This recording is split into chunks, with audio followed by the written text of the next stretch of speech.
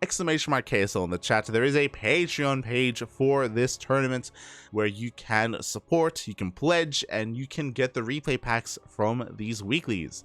As replay packs are sent out to patrons on a weekly basis as soon as they're available. Oh. But enough about that. Oh, hold on, I need to fix this. These goddamn barcodes. There we go. Spawning in the bottom left-hand corner of Ancient Cistern, we have the red Protoss player representing CranKy Gaming, DKZG. It is herO. And spawning in the top right-hand corner of Ancient Cistern, we have his opponent. We have the South Korean Zerg player, also representing CranKy Gaming. It is Dark.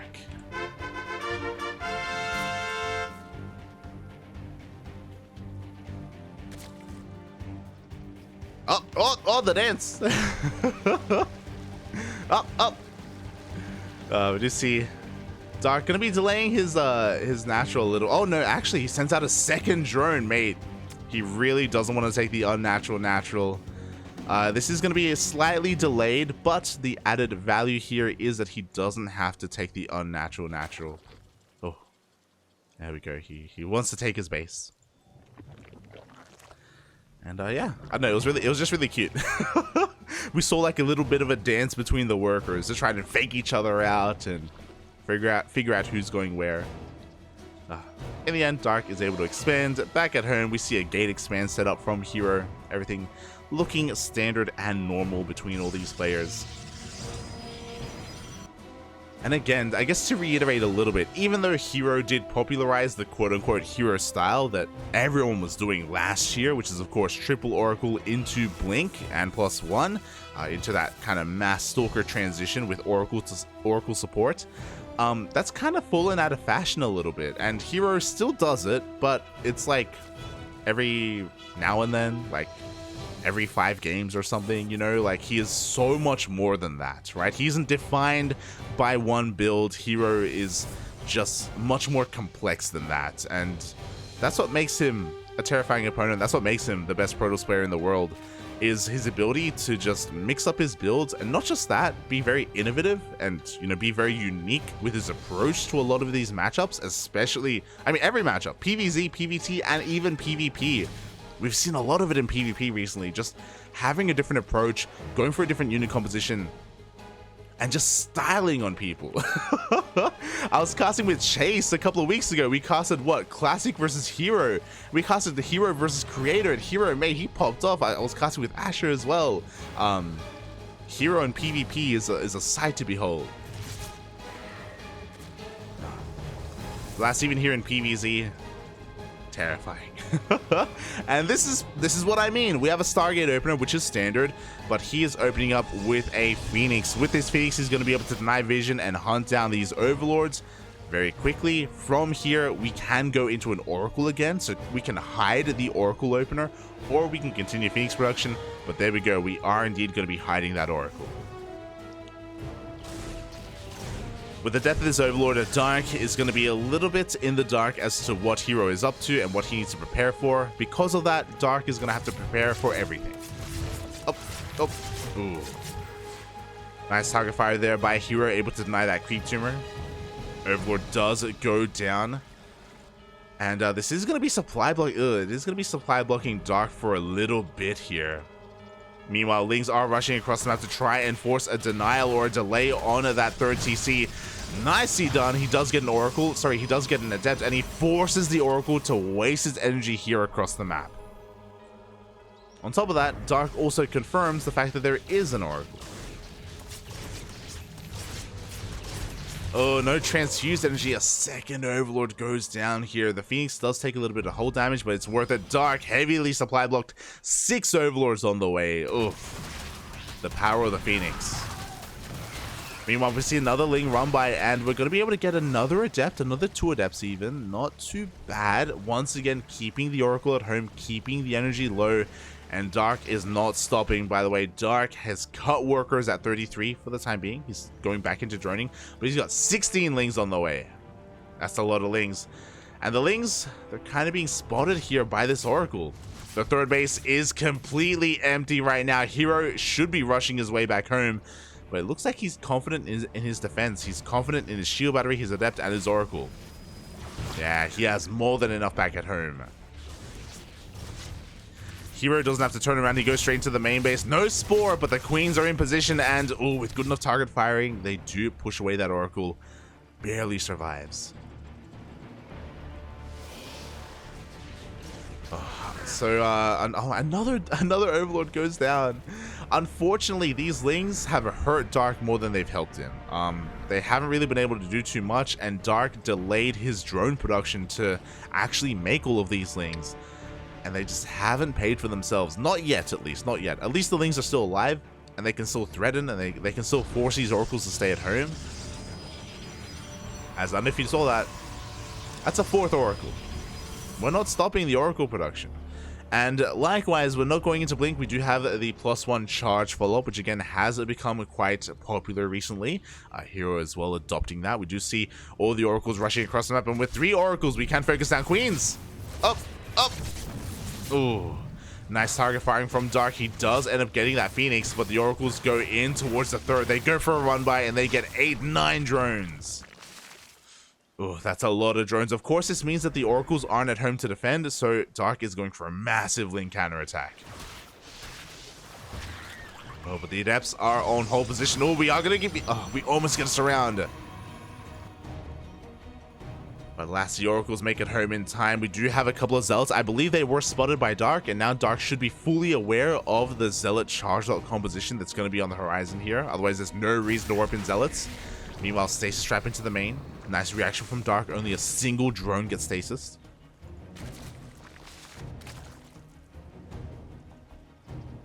And Dark is going to be going into that Ling Roach Ravager. No Baneling Nest yet, but I imagine we will be seeing one soon, especially because we are prioritizing +1 melee. Should be getting into +2 soon as well. Oh, the High Templar! Yo, a massive pick off. The Lings do dive on in. They do force the warp into the Archon.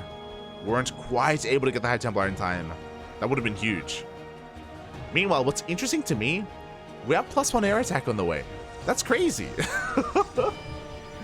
Oh my god, we are transitioning into Sky Toss. This is something that for a long time herO refused to do. His transitions into Sky Toss were very sloppy or non-existent more often than not. Sometimes he would be punished for staying on a mid-game army for too long.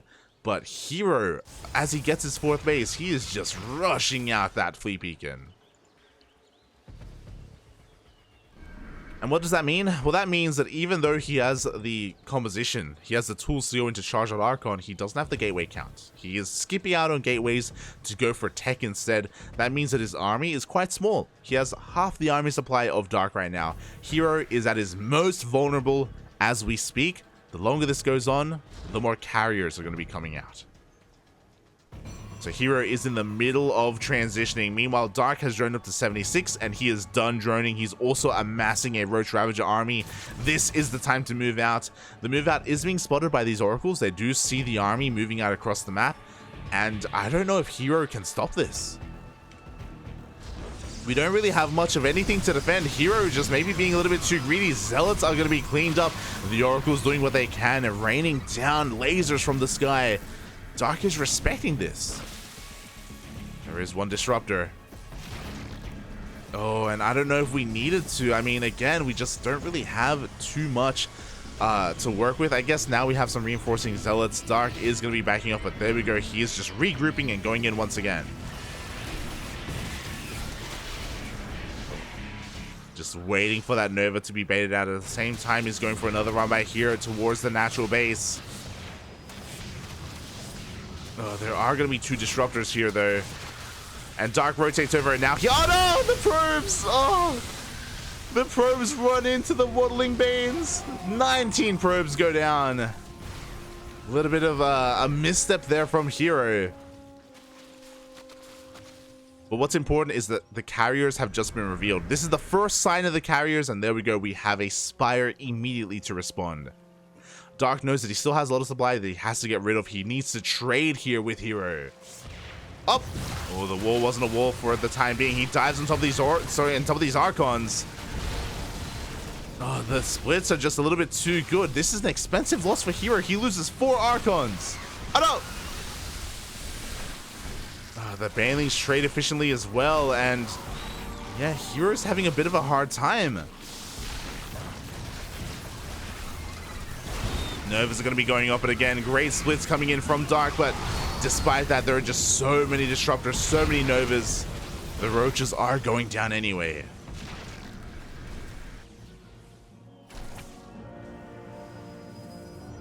Oh, herO has survived the push. He survived the onslaught. Again, losing those 4 Archons is pretty brutal, but he didn't lose any more workers. He lost 19 earlier, but herO is licking his wounds. He's trying to recover. He threw down 2 more Stargates, and he's going to be making 3 carriers at a time once he has the economy for it. He doesn't quite have the gas yet. Again, he has to replace his Archons, replace what he did just lose.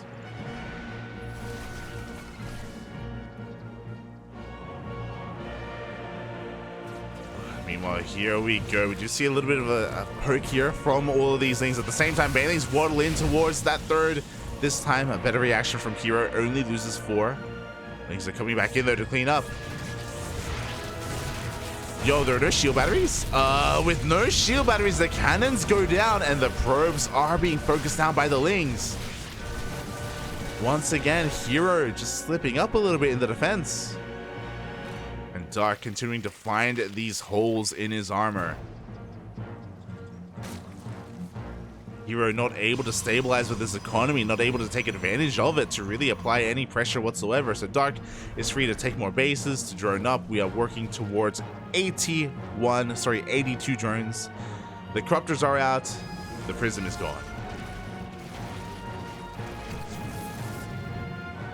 Dark has successfully survived. He also successfully kind of transitioned out of the mass roaches that he had earlier. He threw a lot of them away, and now we have a more mobile Ling Bane Corruptor army. Oh, and we are going to be going on in. Once again, the Disruptors are left exposed. Oh, the Corruptors are diving on in as well. 1 Disruptor will go down, but the Archons make it here just in time to protect the carriers. herO has to be careful not to overextend, though. He's pushing out quite far here, despite being quite down in supply. Another Disruptor goes down. And the wall is not a wall. Again, herO having a hard time keeping up. As the game goes on, herO's army is getting better and better, though. And that's always something to bear in mind. Oh, as we're actually dropping a couple of frames. I help with this.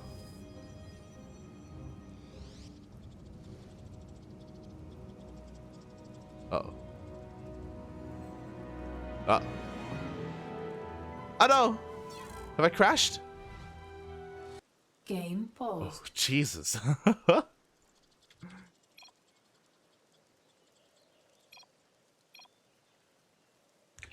Oh boy. Alright, looks like we are back into this.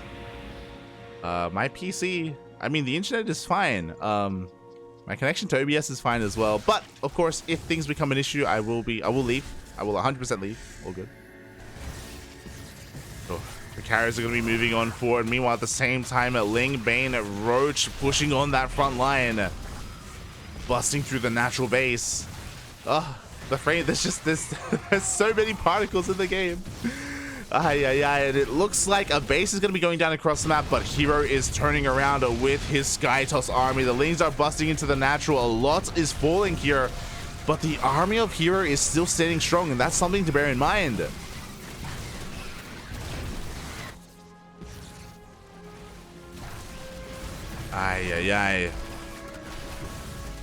And there it is. 23 workers are going to be going down for herO, as well as Dark. But herO, his Archons are alive, his Disruptors survive, his carriers as well. Dark spent his army to deal that economic damage. herO, not so much. herO still has an insane force.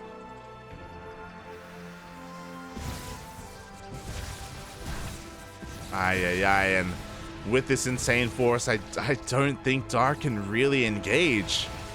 Not with what he has, not without Broodlords, not without Infestors or Vipers. Yeah, and he knows that he's going for a massive counterattack instead. And we do see a massive Ling Rumbai going on here, headed towards that third base, but at the same time, I think herO wants a base trade. I think he's okay with it. I'm sure this is a little bit frustrating for him, but there we go. He just warps in defensively back at home. He sends back some of his Archons as well, and he just sticks around with the rest of his army. You see the Corruptors diving on in. Without those Corruptors, without those Archons, it doesn't even matter. GG gets called, and herO will take game one. Oh. Now, I'm going to try and close some applications.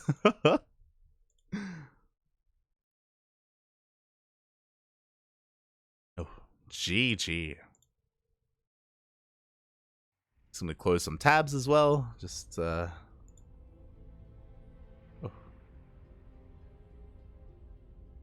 make sure everything's okay. Again, it's not my internet connection, it's just my PC struggling a little bit. Which doesn't happen too often, you know? Like usually, you know, these late game scenarios, even with SkyToss, my PC can hold up, but don't worry.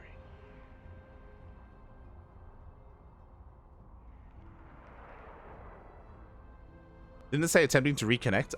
Not an internet thing. That was just a client thing, a client issue. All good, all good. As we are getting ready for our next game.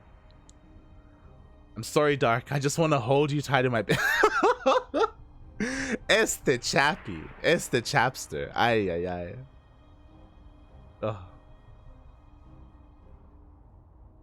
Catching up in the chat. I'm catching up. Rowdy. Hello, Rowdy. Hello.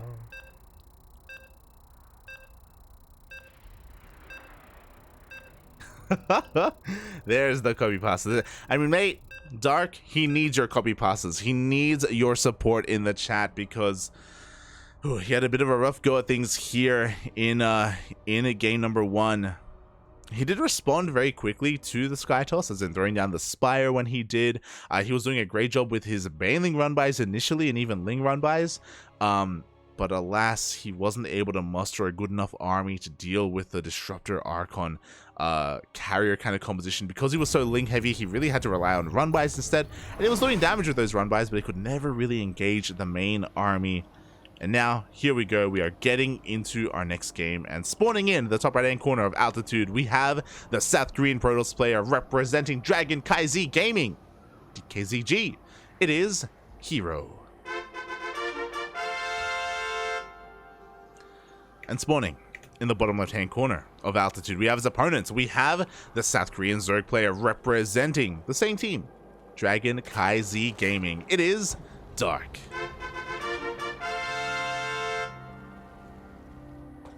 Hold on, I'll fix that. Huh. His name is herO. And he's not blue. He is red. Oh, there we go. There, these pinche barcodes, man. Ay, ay, ay. There you go. The names are correct on the overlay. You love to see it. And once again, we go from Ancient Cistern to Altitude. Two of the largest maps in the entire map pool. We want the late game, Poppy. And this is where I'm a little bit concerned. I don't know. I was gonna say I'm concerned for Dark just because of how the first game played out.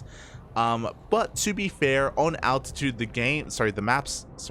bases are far more spread out. It is a little bit difficult, a little bit more difficult to defend them. So maybe Dark's hyper aggressive style, his massive Ling Bane run by style can have a little bit more success here when it comes to punishing the 5th or 6th base of herO. But nothing says that herO has to play that way. There's nothing says that he has to be rushing into SkyToss once again the way that he did in game 1. So we'll see how this all turns out. As we do have once again a hatch gas pool opener here from Dark from the side of herO. Likewise, gate expand. Or actually, going to be delaying the expand a little bit for a faster cybercore. And yeah, we'll see how this all turns out.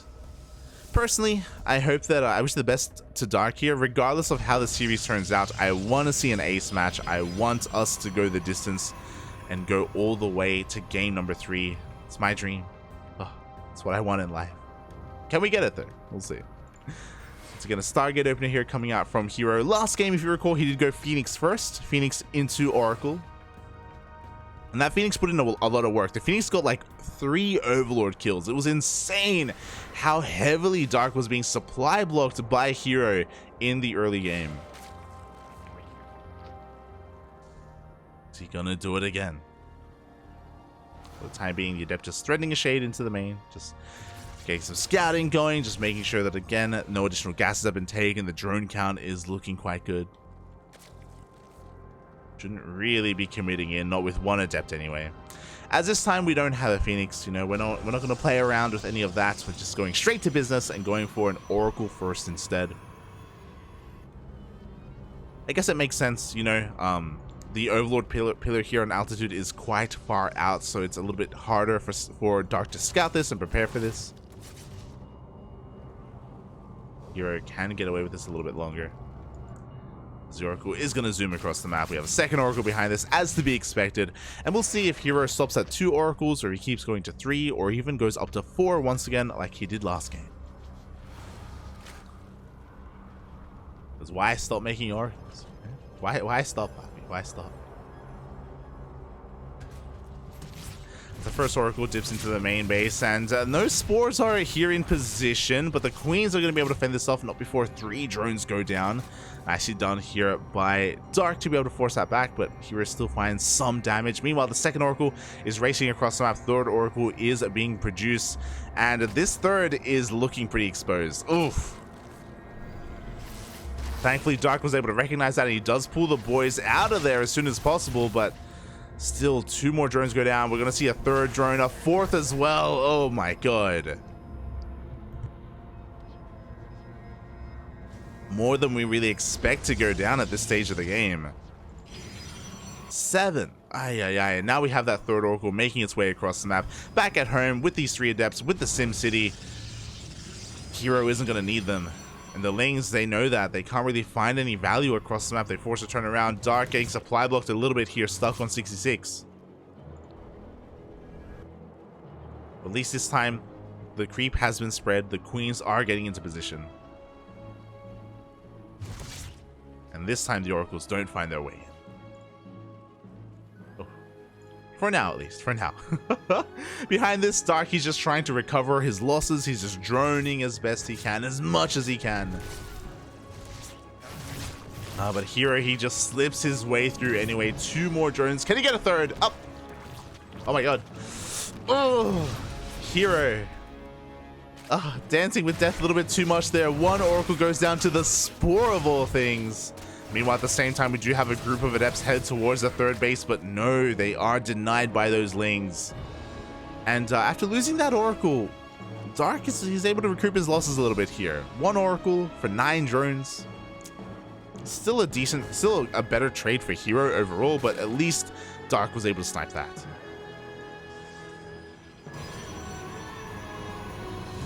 Meanwhile, back across the map, we have our transition once again into +1 and charge. And it's what we've been seeing quite often here. It's what we saw last game as well from herO. We're working up to 6 gates. We have our Templar Archives on the way as well. And we'll see if herO throws down additional gates from this point. If you remember, after herO got his 3-base setup, this is around the time, and when he was working on his 4th, this is around the time when herO threw down a very fast fleet beacon. And again, this wouldn't be a bad map for that sort of thing, but I think it's unwise to do that 2 games in a row just because, again, the surprise factor isn't going to be there. Like, mentally, Dark, I'm sure he's also aware of maybe some of his failings in the last game. I'm sure he's a good enough player to be able to adapt and not make those same mistakes and have a better response if herO were to do it again.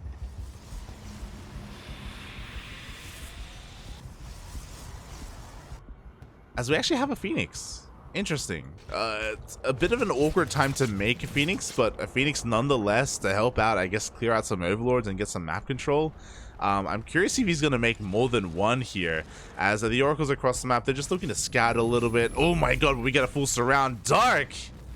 This time able to hunt down another one of those oracles. At the same time, we have a Ling run by here on the right hand side, another on the left. Looks like herO has split up his army, though the Lings don't really find too much damage to speak of. At least we get an eye on the composition itself. It looks like, oh, we're going to be able to get a Zealot. We at least get something. Meanwhile, I think we are getting continued. Yeah, we're going to keep going. We have a second Stargate, and the Phoenixes are being banked up back at home. Interesting choice here. I was curious regarding the scouting, because if I look here, herO hasn't seen the Hydra Den.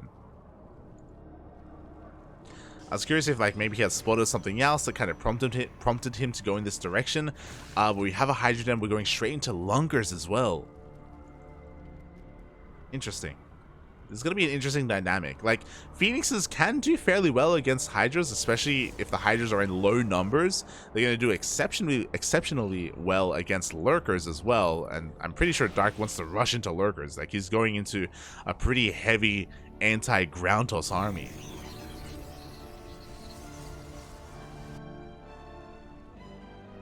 As after the death of those oracles, things have calmed down, and Dark, he's free to just spread his creep, drone up, take more bases.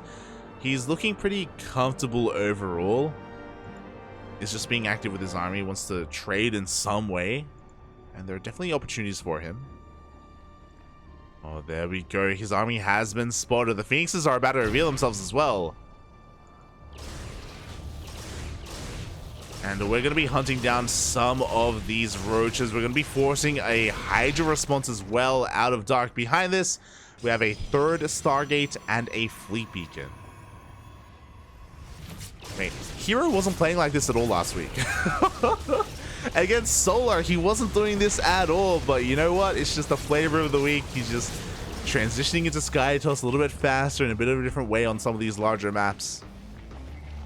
But this is going to be triggering a massive counterattack from Dark. He can't really do much about these Phoenixes. Meanwhile, one Immortal overextends. Oh my god. But the punish isn't real. The Immortal survives.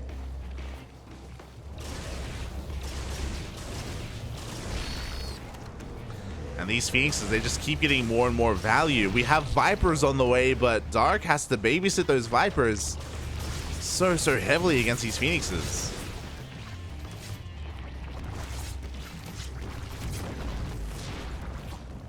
Oh. Meanwhile, we do see Phoenixes just once again scouring around the map. Carriers are soon to arrive. Mothership as well, because why not? And unfortunately, Dark hasn't seen any of this. The Phoenixes have done a great job at just having map control, gaining map control, keeping it, making sure that no Overlords or Overseers get across the map. I'm sure if Dark was aware of this, he would be throwing down a Spire, but I mean, at least he has anti-air. He has Hydras at least, but he has so much supply tied up in these Roaches and Lings. So even though Dark is maxed, it's just not the most supply efficient army. But there we go. We do have 2 Spires being thrown down at once.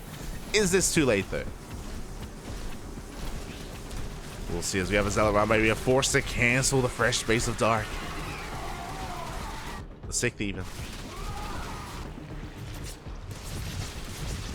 Well, Phoenixes overextend a little bit. We do lose one of them. Is it the biggest deal? I don't think so. I think these Phoenixes, again, they're just a stepping stone here for herO. You know, they're a way to gain map control, to make it safe enough to actually transition into these carriers. We talked about it last game, where there's a period where herO, he just doesn't really have a lot of army supply to work with. He's at his most vulnerable, but that window is closing, and the carrier count is slowly getting higher and higher.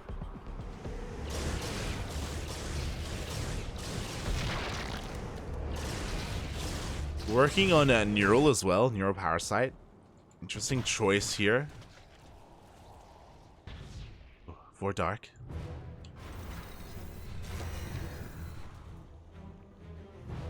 You know what? I may just turn off my cam.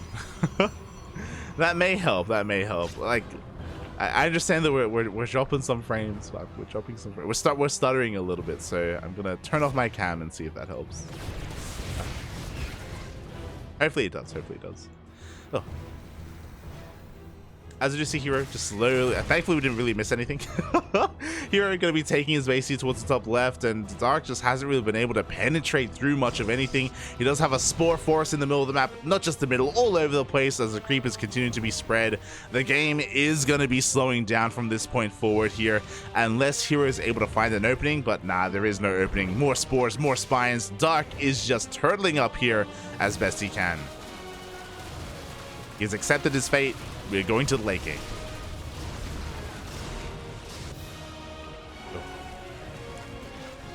More spores and spines really is the way to approach this scenario. Oh, these Vipers have to be careful, but there we go. Do have some some parasitic bombs. Which is probably a good thing. Like, I'm pretty sure herO wants to get rid of these Phoenixes anyway, as he's reaching maxed out. The carriers are going to be moving forward here. They are spotted by the changelings. Dark fully aware. Moving forward here, making more lurkers. How many corruptors does he have? We have 0 anti-air. We have queens and spores. We have 3 hydras and 0 corruptors right now. So I worry a little bit. We do have a lot of yoinks coming in. Oh, the DPS of the spores may just be enough to focus down the carriers. One carrier goes down, but only one. And now we have corruptors as a response. At the same time, the roaches are going for a counterattack, but they are running into the ground army. Yeah, there's just not enough anti-air here. So we're getting a lot of value, but corruptors are on the way. Soon, 15, 18 corruptors are about to hit the field. Meanwhile, herO keeps on pushing forward, but he may be overextending right now. He doesn't have his Archons. He needs his Archons to support his army. Here we go. The corruptors are threatening. They do get revealed. And I think herO needs to get the hell out of here. Oh, he's reinforcing. And here we go. We dive on in. We're going for the parasitic bomb maneuver. Every single interceptor is going to be going down. But in come the Archons. It looks like, yeah, with the death of all those interceptors, Dark has control of the skies. herO just overextending far too much. But the Archon's on the ground. The army is actually, he's taking the fight. Who needs interceptors? Not herO. Oh my god. 2 Archons and an Immortal push on through. But again, I feel like herO needs to respect this and back off. There we go. He was able to take down a hatchery. He did trade pretty efficiently overall. Looking at the units lost tab, he lost 7 carriers for 15 corruptors, 7 lurkers, and 4 vipers. The vipers were reset. Bear that in mind.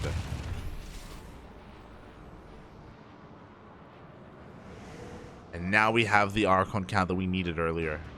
Making 5 carriers at a time. I'm a little bit shocked, but herO, he's remaxed, and Dark doesn't have a bank. He cannot rebuild what he just lost. Again, the first fight was just a little bit too inefficient overall. He invested too much into lurkers. The lurkers were a bit of a trap. Too much resources invested in that when he needed more in the air, initially at least. As Dark kind of lost like half his army at a time. Now we see Dark trying to rebuild. Does he have any Vipers? He has 2 Vipers right now. They're slowly gathering energy. They're not ready for a fight. Without the Vipers, I don't know if we can really do much here. The Lurkers are doing a lot here to these Archons, but the Phoenixes pick them up. The Phoenixes. Even with the pickup micro, it looks like the Lurkers are going to take down all of these Archons. Doesn't even matter, though. Only 1 Archon remains. But we get knocked down to 6 Corruptors. GG gets called, and herO takes game number 2 and the series 2-0. Oh, wow. GG, well played. herO kind of playing with his image a little bit here. And again, this is what's scary about herO, is that he's such a dynamic player. Like, we casted herO last week. We casted herO against multiple Zerg players, by the way. And he wasn't doing this at all. Maybe it's, again, because of the maps. Ancient Cistern and Altitude do kind of lean towards this style. But for herO to completely switch gears and to never really commit with a gateway army, with gateway aggression, just very defensive play overall, just doing what he could to get map control and then just leapfrog his way or just step his way into Skytoss. Oh, GG. And unfortunately, Dark wasn't really ready for it. And what I mean by that is both games, Dark heavily invested in a Roach army. Heavily. Dark was expecting aggression. He was expecting Stalkers or Zealots and Archons to be in his face. He was expecting to be having to use them defensively and take fights in the middle of the map.